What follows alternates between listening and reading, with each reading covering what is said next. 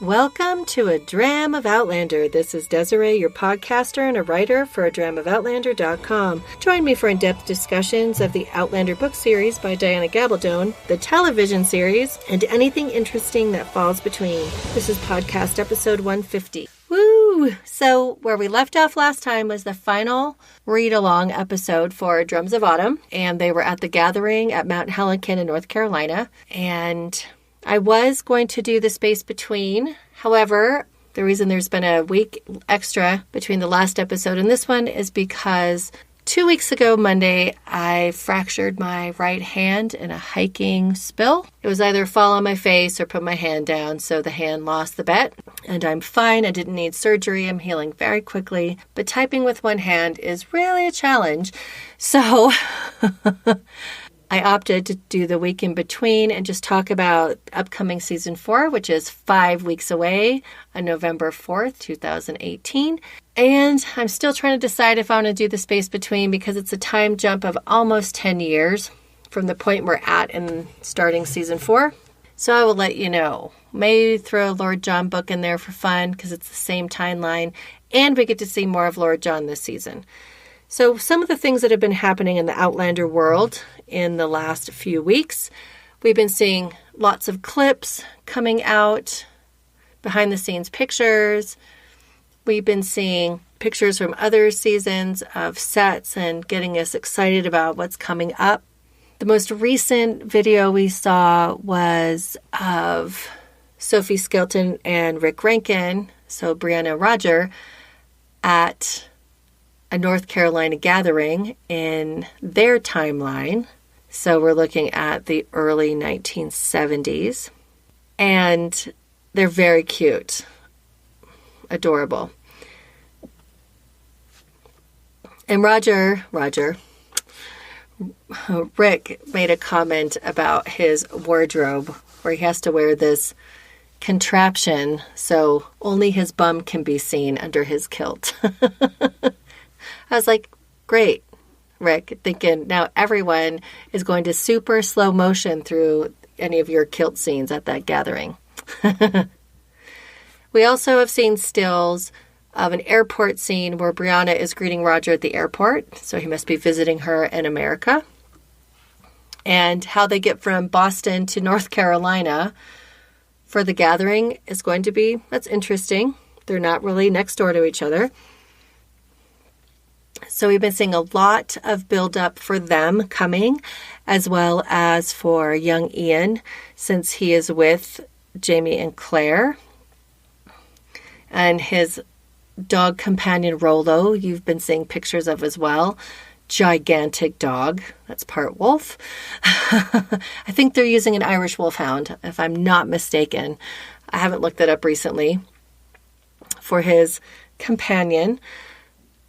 And they wash up on at the Colonies after their shipwreck and storm at the end of season 3.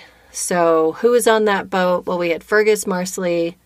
We have a couple of other characters. We have Jamie and Claire, of course. And it's going to be really interesting to see how they develop. And they saved young Ian from the Bakra from Galus, who is all the names ending with Abernathy.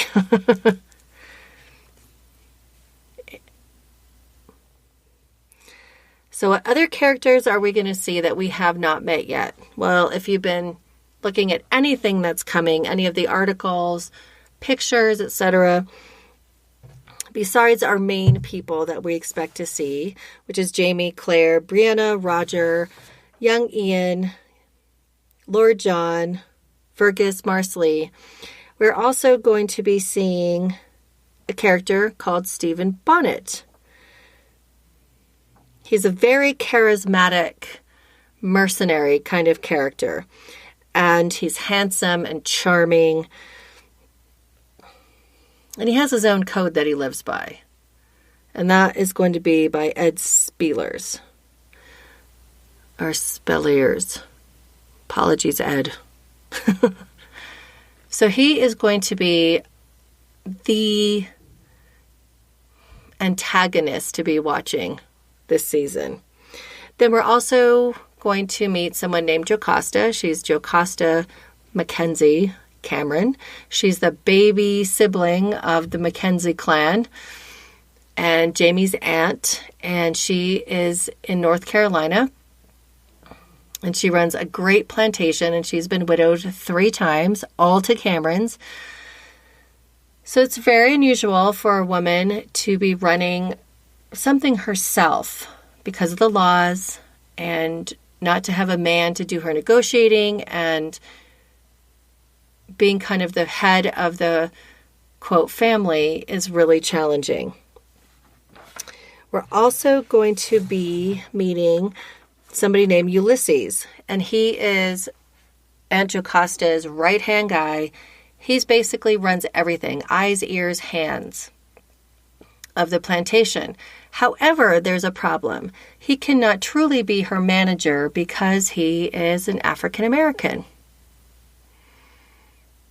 But he's by her side 100%, making sure everything goes as it's supposed to. And then there's Phaedra. She's sassy, and she's Jocasta's seamstress and personal maid, so to speak. And we will see quite a bit of her. She's important.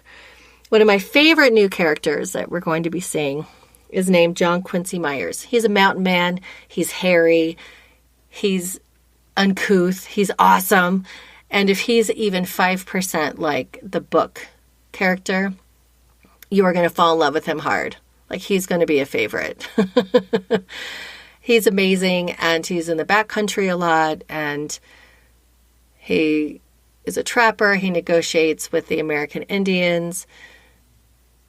So it's going to be really cool to get to know him. He comes in and out of their life, and he's a friend of Jocasta. And then there's a real life character representation of fictionalized Governor William Tryon, who really was the governor, and you can look information up about him. But because of him is how Jamie and Claire end up getting a land grant, going into the backcountry and forming Fraser's Ridge. I know you've seen things from it, unless you've totally gone on like media silence over this season. I know you've seen some of these things coming up. Another one that's really interesting is, if you did the read along with me, you know the types of contact that they have, several of them individually, but together kind of as a family, with the tribes in their area. Well, instead of using the tribes from the book, because there was difficulty finding good historical data and representation for the Tuscarora, they are going to be having the characters represented by another tribe. That would be equally reasonable from that area and from that time period. So though the characters will have different names from the books, they're going to still have those same characters represented based on this other tribe's names and words. So that's kind of exciting and interesting, because you probably saw the picture of Claire with the older woman, and I was like, Naiweni! No, it's not Naiweni, but it's the spirit of Naiweni in another character's name, based on a tribe that's not the Tuscarora. So hopefully those storylines will still play out, and we'll see. And another character that I really enjoy that we will see, her name is Lizzie. That's going to be fun. And her father we get to meet as well. And there's going to be a whole bunch of others along the way, as well as some faces you already know. And I'm interested in seeing what they do with Murtaugh, because he got sent to the colonies when Ardsmuir closed last season, right? So what happened to all those men? Is Jamie going to find them when he gets to the New World and gets to start exploring and figuring out what he's doing and how he's going to find families to come up and homestead on the ridge as well? I bet we'll be seeing some familiar faces. Another thing that happened was there was a posting from someone who received a media kit and that looked at episodes from next season or from season 4. And here's the titles for them. Episode 401 is America the Beautiful. 402, Do No Harm. 403, The False Bride. 404, Common Ground. 405, Savages. 406, Blood of My Blood. So this mostly sounds like Claire and Jamie. Now, I don't know what Blood of My Blood would be. I don't know what that would signify because that's an oath, right? And so I believe 401 is giving us the foundation and background for what they're doing in the New World since they landed there. Do No Harm, not really sure. I don't know how far into the season that they go to Aunt Jocasta. We saw that in the clip where they're coming up on the riverside of River Run to her home. The False Bride, what do you think that could be? I have no idea what that is. Because what I thought it might be would be very early in the series. So I am not sure. Common Ground. Savages. That has to do with meeting and interacting with the tribe. And maybe scouts that are out hunting. And then 406, Blood of My Blood. So I'm not really sure what order things are going. And by these titles, I have really no idea whatsoever what any of these could mean. So if you have any thoughts or insight, contact at adramaofoutlander.com or 719-425-9444 to give me some ideas, because I don't know. I'm very intrigued because the False Bride, could that be something new from the writer's room? I know there's obviously going to be changes, right? So I can't quite figure out what that is. So if you have any idea. Oh, and skipping back to characters, we're going to get to see an older, slightly older William, because where we left off, it's been a couple of years. And so if he was roughly 6 when Jamie left, and it's been a couple of years, so we're going to see a slightly older William as well. And that'll be fun to see him grow up. And he's Lord John's son. He's Lord Ellesmere. So that's going to be kind of a fascinating unveiling of that character and what's going to happen. So when you look at the first season 1, Claire and Jamie really took the heavy burdens of having the challenges in that season, right? Claire fell through time. She ends up having to get married. Blackjack Randall, treats her terribly. Oh, then she has to get married. She causes problems. Jamie ends up getting abducted by Randall. I mean, we see all these things going on. They're the ones who they're just in terrific difficulty. Season 2, Jamie's still in great emotional distress. Claire loses a baby. And then she has to go back through the stones because she's pregnant. And he's sending her back to Frank. So she's just in a state of terrible mental health and physical health at that point, where she's just a wreck. And everyone thinks she's crazy when she goes back. And then last season, we got to see what happened at Culloden, and Blackjack Randall died. Jamie survived, but then ended up living a shell of a man and going to prison. But at least he was with Murtaugh for a while. Then Murtaugh got sent to the colonies with the other prisoners. So he really carried emotional baggage, right? Heaviness. And he was lonely. And we got to see that. We also got to see that, he married Leary for a short time. what a pain in the ass she is, but she has lovely daughters that aren't his biological children. They're stepdaughters. And then young Ian got taken, so he carried some of that burden of terrible things happening to him. And the terrible thing that happened to Claire last season was that she spent all those years separate from Jamie, and she and Frank really not having a good relationship. And they were very isolated from each other, though they raised Bree together. And then Claire had to leave her daughter to go back to Jamie. So what is Drums of Autumn? Who pays that price of suffering? Well, Roger gets to pay the price of suffering a lot, and so does Brianna. Diana Gabaldon, when she wrote the books, when she writes them, I should say, she really thinks through adversity. You see what characters are, who they are, what they'll do, what their strengths and weaknesses are, how they will grow. That's really where their depth of value is, right? We really get to get into them and know them through adversity. So we have a really good idea who Jamie is. We have a really good idea who Claire is. And we get to know who Roger and Brianna are through their sets of adversity this season. Jamie has his own. I mean, they have their own little things going on because, they have to be adventurers and always have to be in the stuff that's happening. But the really big burdens are coming from the next generation of characters, as well as young Ian.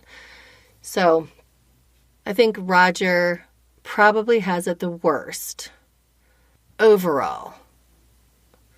And then Brianna, it's harsh. It's really harsh. And she has to do a lot of growing up and figuring things out, for sure. And it's no secret that Brianna goes through the stones and that Roger follows her. If you've seen any of the behind-the-scenes stuff, yes, you've seen her in 18th century garb. So then the question is, if she can travel and Roger can travel, what happens if they have children? Because Roger, remember, is a descendant of Dougal and Galus. And Galus, we know, has traveled extensively. Well, she went way far back. And then she's was in the 18th century for quite a long time. But she planned it. So that means that Roger is actually related to Jamie as well, because of Dougal as his uncle. So I don't know, what kind of powers will these children have if they have children in the future? And young Ian, they aged him up a little bit. So he's 16, 17 instead of being 14. So he's a little bit older. And we really get to see what he's worth too, and as he grows into being a man. And he has to do some healing from what happened to him with Galus too. I don't know if we're going to see any of that, but that's still part of his character. And that's what they showed on the TV show, that he had experienced this really terrible thing of being abducted and taken halfway across the world, it seemed. Not quite, but that's what it probably felt like. And being sexually advanced on by Galus. So what are you most looking forward to season 4? I can't make hide nor hair of those titles, so I don't have any idea. Probably what I'm looking forward to the most is one of the reasons why I love these books so much is that from the second book on, Claire and Jamie are in middle age. They're no longer these young people, right? They have experience and they have lives, and we get to see the next generations coming up around them. But I was 24 when I started reading the first book. I can't remember for sure, but I bought it right after it came out. My birthday's on May 31st. It came out on June 1st that year in 1991. So I remember going to the bookstore and picking it up, and it was very close to my birthday. So it was probably right around the day it came out. And then I aged with them along the way. They're a little bit older than me now. I mean, we're kind of in the same place for the moment, and then they're going to advance past me very quickly. But the idea that we can see mature relationship, and the shine is going to be off them being back together, right? They are setting up a life, and they're going to be in each other's space. I mean, they spent time apart when they were traveling across the ocean to find young Ian, and then Claire was on the ship, right? So then they found each other again at Father Fogden's, and now they're going to be together. So what is that going to look like? And we're going to see a mature relationship develop. We don't have to worry about Leary being in the middle of it or anybody else. And I've been married almost 24 years. And our relationship has definitely matured and grown. But when we got married, though he had never gotten married, he was 39 years old. And I had already been married and divorced. And I was, 27 and a half? Going on 28? I was 27 and a half. I just had to do the math in my head really quickly. So we weren't really young, right, at all. But it's definitely changed because we've had 4 children and a whole entire life and lots of ups and downs and the normal things. And I look forward to seeing that expressed on screen as they become more comfortable, and they're just, the new car smell is gone because now they're together, they're committed for life. That's it. No one's going anywhere. And to see how they deal with the day-to-day. Now, it's not our day-to-day, getting up, going to work, coming home. They're always more adventurous, and there's way more things to do just to survive in the 18th century than we ever have to do now. But they have their norm. And I look forward to seeing what that looks like. Yes, they're going to have tons of adventures because they're always in the middle of trouble, the both of them. And if Jamie's not jumping into it, Claire is. So we could guarantee that's going to happen. But I want to see that maturity and to see a healthy marriage and a healthy expression of love and sex with them. And I wonder how viewers are going to see that, because it's like looking at your parents. To some people who are watching who were in their 20s, that may as well be their parents. And is that going to continue to engage viewers like it has engaged readers over the years? I don't know. It's going to be fascinating to see what people think. And I don't exactly know what the core demographic is. Probably people in their 40s, 50s. But I know a lot of younger people who watch and are interested in it. So we'll see. I also look forward to seeing how everything is handled with the encounters with the American Indians. And that's actually a more appropriate terminology than Native American. The word America is made up by other people. And the tribes are not a united front. And if you've listened to any of the podcasts, we've talked a lot about this situation. But when the colonies were in place, the tribes hadn't gotten pushed off too far. They still roamed, and they were in the backcountry, and there were lots of interactions between the colonists and the tribal people who are here. And we're going to see those interactions, and we also know what history is. So I look forward to seeing how that is handled. Because like Culloden, and they decided to try and change the outcome, it's totally possible that'll be part of the storyline, that somebody's there trying to change the outcome who came from the future to change the outcome for the tribes, for the nations in this country. Because we know how terrible historically it really became. They weren't just pushed off land. People were slaughtered, their lands taken, their name, their religion taken away, their language. They were forced to be Christians. They were yada, yada, yada down the line. Just really horrific things were done.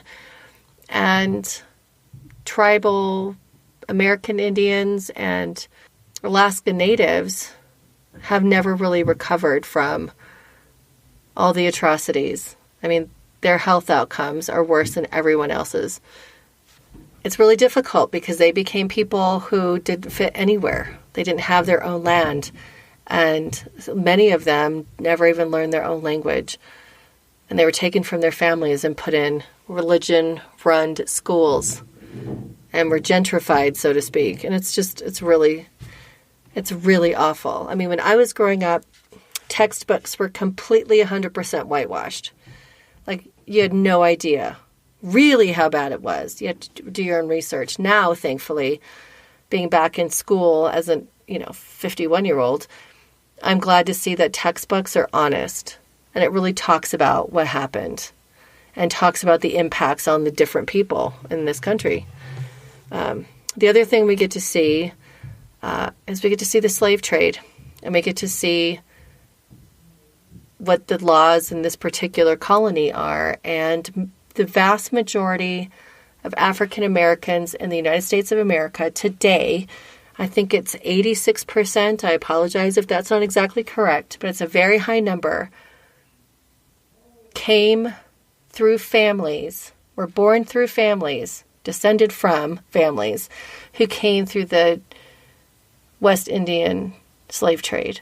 So we're taken from a specific area in Africa, brought through Jamaica, the West Indies, Haiti, etc., and into America.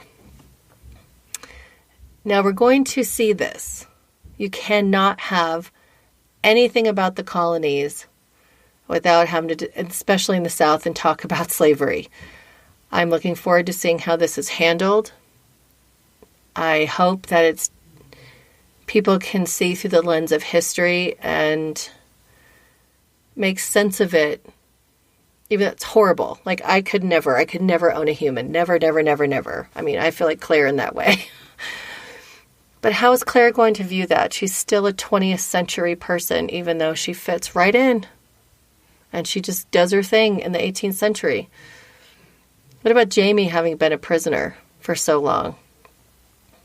How's he going to handle slavery? Now, people think you couldn't run. You just couldn't run a successful plantation and businesses without slaves. I mean, it's crap. You can have hired servants, or what about all the people that lived off of Lollybrock? They didn't have slaves or indentured servants. They took people in, like Mary McNabb, and she worked in the house, and her son had a job, and then they were given housing and food and probably a small stipend. But they were giving a place to live. Now, Lollybrock is in no way as big as, like, say, Jocasta's successful River Run plantation, but she could have had staff and not had servants, like slave servants. It was a live economy, and it's going to be very difficult to watch. They touched on it last season, but we're going to see it a lot more. And it's going to be totally in your face because we're looking at colonial America. So that is going to be interesting because we're going to get to see the reactions of 20th century people to that. That would be very difficult for me. I cannot imagine having to combat that. But I know in parts of this world, people are still enslaved. Children are sold into slavery. Women are sold into slavery. And I can't imagine having an economy that you rely on that. Or you think you can own another human. That's beyond my ability to understand. And another aspect of slavery that we have to look at, totally separate from the West African slave trade, but looking at the fact that all those Jacobites, all those prisoners, they were sent to the colonies and they were indentured for a specific amount of time until they were free and they had fulfilled their sentence. Okay. You also have those who were leaving places in Europe, like Scotland, who would sign themselves up under indentured contracts so they could get passage to the New World. And they would fulfill that contract, or somebody could buy it out when they got to the New World. So that's where Jaime ended up. So where are all those prisoners? Is he going to run into Murtaugh? Is he going to see any of the men? He's going to have people settle Fraser's Ridge with him. They can't do the two of them alone, right? So how is all that going to play out? So there's layers and there's these different levels. Can you imagine not being able to feed your family, so you indentured your children to somebody, or you gave your children to someone, or sold your children to someone so you could get passage to the New World with your spouse, or you could only keep one of your children because you were so poor, or the economic downturn was so hard on the population. Now, I know we can't even think of that. Virtually at all, we can't. And these are the kind of things that we are going to be seeing most likely. They were not uncommon. And I know of these things happening 100 years ago. So it's definitely something that is going to really be in our face. Another thing to look at that's going to be different in the colonies is, though in Scotland it was illegal to have family tartan and the clans were dissolved, many Scots emigrated to the colonies. So we're likely going to see some more kilt wearing in the colonies. I'm also looking forward to Bear McCreary creating new music for this season. He's done an amazing job to meet the theme every single season, and he is spectacular. He's a genius. And to see the sets and the new clothes. The clothes are going to get a lot more plain because they're not in France, and Claire's not in the 60s being all fabulous. Oh, and on that note, when we're looking at costuming, Terry Dresbach is stepping away, and there'll be a new costume designer. She's going to be devoting her time back to her family. And thank you, Terry, for your service. So it'll be interesting to see how that develops. I know she had an amazing team, and I look forward to seeing who will rise up and take that position on.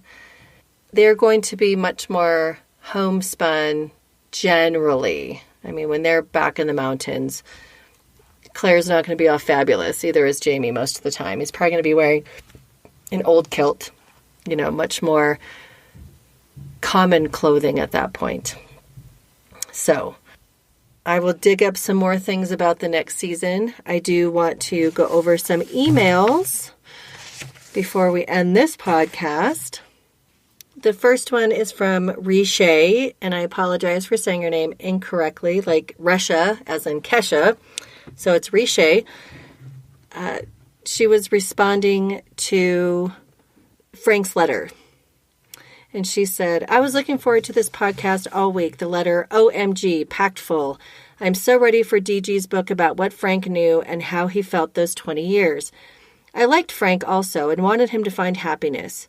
He was truly an unsung hero in this story. It is because of him that Claire and Bree were safe and sound for 20 years, and because of him they are reunited with Jaime. Frank was the real MVP. The blended family analogy works so well. It's like Jaime and Frank are rivals but must trust each other for the benefit of the women they love. This dynamic has bonded them tightly. I love how Jaime releases Frank in the end, and he also releases Claire to love and appreciate Frank without fear of how it would affect Jaime. I felt like, as Jaime sat there with his grandson in his arms, that he realized he won. Despite the years of separation and pain, he has the woman he loves, his child, grandchild, and extended family in a new world. It is like he finally has peace. It's true, and that's based on the final episode of the read-along. And Meredith from Everett, Washington sent Dear Desiree, I'd only gotten the first titles of the new season last night. I can't imagine what the false bride could mean. Because things will have to be so compressed for the season, I would hope that the 6th episode will go like this. Lord John and William visit Jamie Claire at the same time Brianna is visiting Jenny. Wouldn't that be fantastic? Whatever they do, I really hope they don't skip this visit with Lord John. The fact that I've heard no word about who will be playing William is somewhat troubling to me. I also doubt they'll be showing that cool something at the dinner party. And she's hoping a certain character won't be brought in to be Jocasta's dude, helper. And she's wondering what Murtaugh will get to do. Thank you, Meredith. Riche also sent an email that had a little bit more to it than the first one. And it says, him returning the ring to Claire was so touching. I also want a book about Jamie to understand his point of view for every book. I want to understand how and why his spirit travels when his body cannot. I also love how he makes up his mind and goes with it no matter the cost. He's a master chess player, so thinking several steps ahead comes naturally to him. He is passionate yet logical. So I finished hers. And another email from Riche. Drums of Autumn and Fiery Cross are my fave books outside of Outlander. A long time ago I heard the phrase, it's better to be a peacemaker than a peacekeeper. Peacemakers face the problems and hash them out, while peacekeepers brush it under the rug and they are never dealt with.